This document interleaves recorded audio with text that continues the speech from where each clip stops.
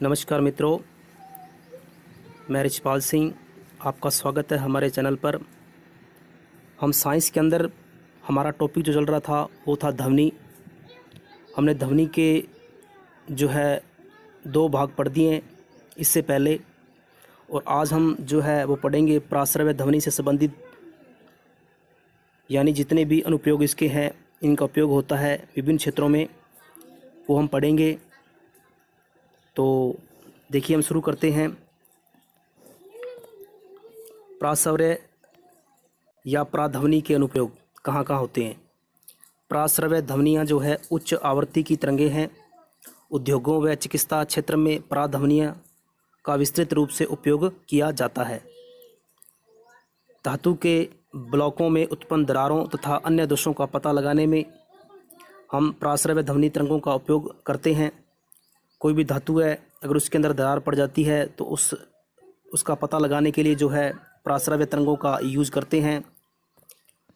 तो आगे देखिए, आगे है प्राध्वनि तरंगों द्वारा वस्तुओं को साफ करने में भी उपयोग होता है। किस प्रकार से साफ करते हैं? जिन वस्तुओं को साफ करना होता है उन्हें साफ करने वाले मार्जन विलयन में रखकर प्राध्वनि तरंगें भेजी जाती है। उच्च आवृत्ति के कारण जो धूल, चिकनाई, गंदगी के कण हैं वो अलग होकर नीचे गिर जाते हैं। आगे देखिए, प्राध्वनि तरंगों को हृदय के विभिन्न भागों से परावर्तित कर हृदय का प्रतिबिंब बनाया जाता है। इसे इलेक्ट्रोकार्डियोग्राम यानी ईसीजी कहा जाता है। बहुत ही इंपॉर्टेंट चीज़ है ये। यानी कि प्राध्वनि तरंगें जो है, इनका उपयोग जो है हमारा हार्ट होता है उसके मतलब प्रतिबिंब बनाने के लिए जो है, जिसे हम बोलते हैं इलेक्ट्रोकार्डियोग्राम। ये आपको शब्द याद रखना है, यानी ईसीजी बोलते हैं इसे। प्राध्वनि का उपयोग गुर्दे की छोटी पथरी को बारीक कणों में तोड़ने के लिए किया जाता है। बाद में ये कण मूत्र के साथ बाहर निकल जाते हैं। मतलब पथरी वगैरह होती है, उसको अगर तोड़ना हो बिना ऑपरेशन के तो इन तरंगों को हम भेजते हैं अंदर, और पथरी को बारीक कणों में तोड़कर फिर मूत्र के मार्ग से बाहर निकाल दिए जाते हैं। आगे देखिए, अल्ट्रासोनोग्राफी में भी प्राध्वनि तरंगों का उपयोग होता है। इसमें प्राध्वनि तरंगों से रोगी के अंगों जैसे यकृत, पित्ताशय, गर्भाशय, गुर्दे आदि का प्रतिबिंब प्राप्त किया जाता है। अल्ट्रासाउंड के अंदर जो है, जो आंतरिक अंग हैं जैसे यकृत है, पित्ताशय है, गर्भाशय है, गुर्दे आदि का जो प्रतिबिंब बनाना हो तो डॉक्टर जो हैं इन तरंगों का उपयोग करते हैं।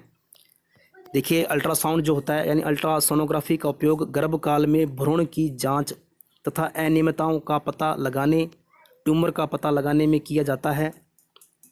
चमगादड़ प्राध्वनि तरंगें उत्पन्न करके अवरोध या कीटों की स्थिति का पता लगाती हैं।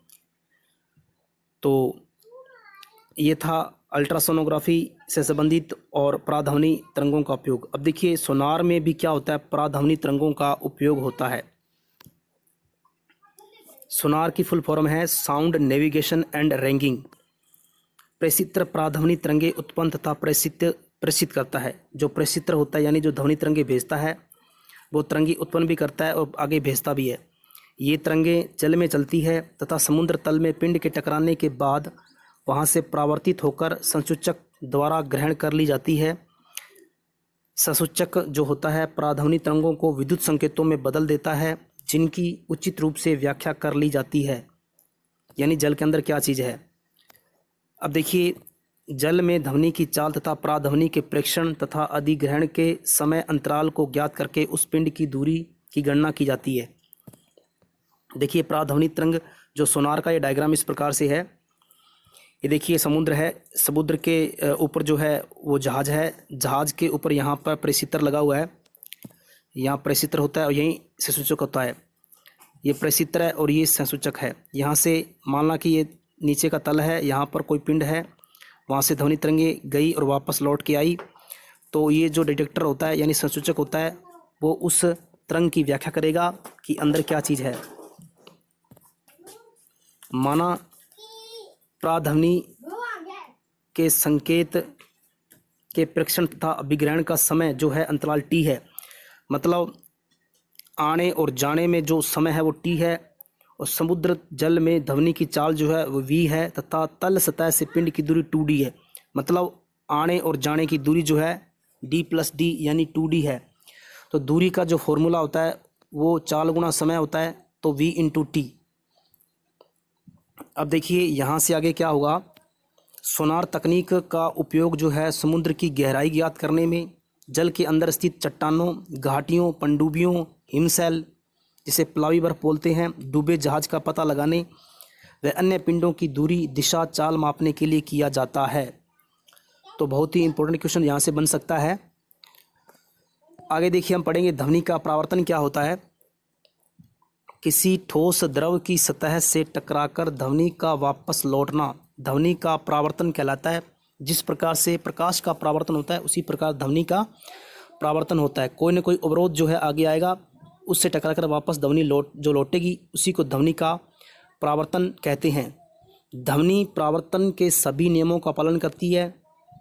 जो प्रकाश जो है नियमों का पालन करता है, वैसे ही ध्वनि सभी नियमों का पालन करती है। जैसे परावर्तक सतह पर खींचे गए अभिलंब ध्वनि के आपतन होने की दिशा तथा परावर्तन होने की दिशा के बीच बने कोण आपस में बराबर होती हैं। ये तीनों दिशाएं एक ही तल में होती है। मतलब आपको पता है प्रकाश के अंदर आपतन कोण और परावर्तन कोण हमेशा बराबर होता है, और अभिलंब, आपतित किरण और परावर्तित किरण ये तीनों एक ही तल में होते हैं। तो यही नियम जो है ध्वनि में भी लागू होता है।